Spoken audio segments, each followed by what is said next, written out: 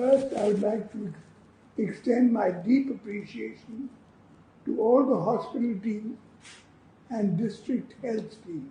It is due to your dedicated efforts and selfless service that our state has been able to manage the COVID pandemic effectively so far.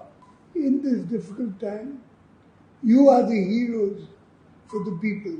It is therefore our collective responsibility to see that the infection control measures and personal protection protocols are scrupulously followed in our health facilities.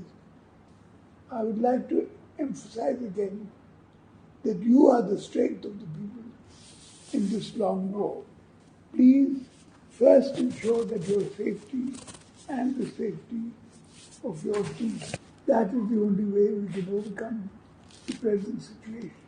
I would like to congratulate the doctors and other medical personnel for Orissa having the lowest amount of mortalities in the country and also the highest amount of recoveries from this pandemic.